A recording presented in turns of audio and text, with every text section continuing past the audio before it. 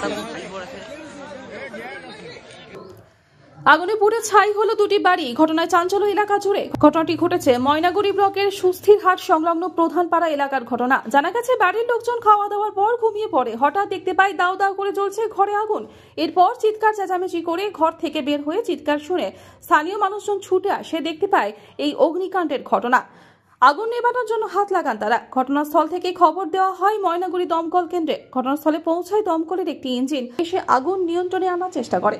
তবে কী কারণে এই অগ্নিকাণ্ডের ঘটনা তা পরিষ্কার নয় এখনো।